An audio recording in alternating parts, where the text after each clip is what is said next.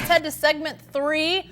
We're going thumbs up and thumbs down. I had to really think about doing that at the same time, Cedric. That's some sort of weird combination, but I can't do that and chew gum, so I'm gonna let you handle the physical part of this. I had to really give it some thought. I couldn't do it at the same time. Anyway, thumbs up or thumbs down? I said we were going to talk about Mack Brown and his dance moves. What are you doing? Up or down? Those were dance moves. I don't know what those were. I thought for a minute he grabbed at his chest, and I was like, "Is this a Fred Sanford, Oh, no. Elizabeth, I'm coming to join you, honey" moment? I don't know. His players loved it. His fans loved it. And let me tell you something, Jen. I've been around Mack Brown for many, many years. That was all about recruiting. Mack knew the cameras were on him. He was happy. And he knows there are high school coaches in North Carolina and other areas going, that's the kind of coach I can get behind. I know he looks like he's 100, but he's only like 67. So he's still got some juice left. He's dancing in the locker room. Yep. I thought it was a cool deal. The moves did not exactly remind me of Denny Terrio from Dance Fever or any of those cats. But I'm going to tell you, Mack Brown is happy to be back in the game. It was a big win over Will Muschamp's South Carolina team. And North Carolina, I don't know that they make a bowl game. I was saying I didn't think they would at the beginning of the season. But after beating South Carolina in the opener, who's to say they don't win 6 games and get a bowl? Yeah, I think it's possible for sure. You know, the ACC, while obviously Clemson very powerful at the top, there's definitely some games in there that'll be winnable on North Carolina's schedule. So, you know, and even though the dance moves, all right, I'm with you, Cedric, convoluted, I'm giving him thumbs up. If for no other reason than Mack was very real, I thought, in the post-game interview he gave on the field. Very emotional. You know, you could sense just what that meant to him to be, and to how he felt about, you know, that win for his team. I thought that was a very genuine moment, even if the dance moves were maybe not quite as smooth as you would otherwise think. But oh God, they were bad. They were not great. I'll still go thumbs up. Thumbs up. All right, let's talk about this one. Are you going thumbs up or thumbs down on Team USA at the FIBA World Cup basketball? Where are you at on that right now, Cedric? I'm thumbs down. I'm an American. I'm used to blowouts. They need to play South Dakota. That's what I want them winning by 20 or 30. Don't give me this. They just beat Turkey by 1 point. Turkey in overtime.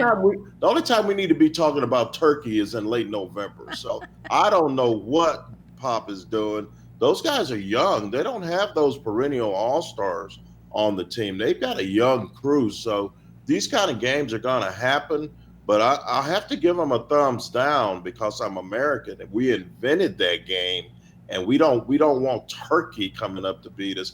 We didn't think it's like Angola beating the Dream Team. We knew it wasn't going to happen. So I think a loss is probably coming, but yeah, I got to give him a thumbs down. I like Pop, but I'm giving him a thumbs down. Yeah, I wonder if this game might be the motivation to get things really going forward, but they lost an exhibition game as they built up to this against Australia. So, you know, you'd think that maybe that would be the kick in the pants that they needed, or that Greg Popovich needed to then motivate them. So I think this team had to know going in that they were going to be vulnerable, and to allow teams that don't have as much talent to stick around. I think you do have to go thumbs down on this one, Cedric. I'm not saying I didn't think that they would have some close games, but this is still a team with, you know, the deepest talent in the world. I mean, even if these other teams are stocked with their country's best, the U.S. is even down the line list is still going to be better. So they have to play better. This is a team that has the talent to be winning by a lot more, not doing it. Again, maybe a close shave against Turkey in overtime. Maybe that does push them over the top. All right, before we get out of here with thumbs up, thumbs down, Antonio Brown, Cedric. He's releasing the letter when he gets fined by the Raiders. Now we're hearing word that there was a dust-up between Antonio Brown and general manager Mike Mayock. Teams talking about suspending him, maybe trying to, void out this contract. What do you do with all this? It can't possibly be a thumbs up, can it? He's nuts. He's nuts. He's lost it.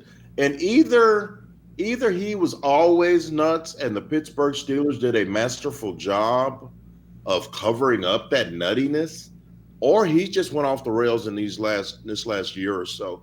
Either way, you can't be going after your boss or your boss's boss. You can't be going after that guy. You can't be posting Instagrams of the letter where they find you 54 grand for not showing up to work. Yeah. You can't be that cat. I don't care who you are. So I think that this thing's about to go way off the rails. Antonio Brown, I wonder if he's even going to play on Sunday. The one thing I told my friends at work today, I said, look, Antonio Brown is still a great football player. I don't have any problem with him on Sunday.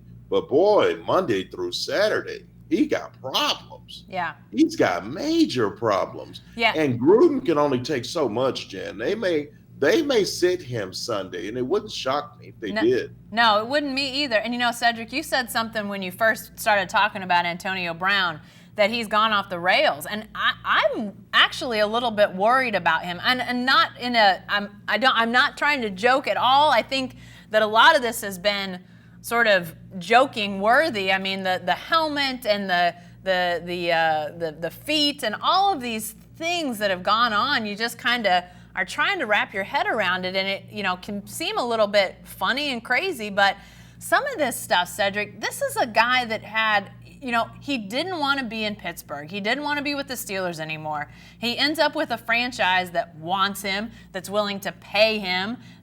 Basically this second, big chance to get out there and show everybody how great he is. And yet it feels really unstable to me, Cedric. Like, it's hard to say what happens next. And, I just wonder if there's something deeper and maybe a little bit, unhealthy here and I don't know what that might be. I don't have any reason to, nothing that I know that anybody else doesn't know, but it just feels like this is a guy that's looking at a great situation and is doing everything to destroy it right now. $30 million, gonna be gone. The next thing they do, I mean, they put conduct detrimental to the team in this fine. The next thing they do is they come after your signing bonus. Yeah. And then they come after your salary. And then they just get rid of you. And then they go to the arbitrator, and the arbitrator looks at the facts and goes, I don't blame you guys for letting him go. Yeah. The Players Association has to be calling his agent going, look, man, get your boy in order. What's going on with Antonio Brown? Yeah. The one thing that came to my mind, Jen, as I was watching this nightmare play out once again was, man, don't you wish Hard Knocks had gone for an extra week? Wouldn't that have been fun? Yeah, they quit filming right before apparently this most recent dust-up. Yeah, they're probably wondering if they could just leave some cameras posted around the offices there and see what they could get. Crazy stuff.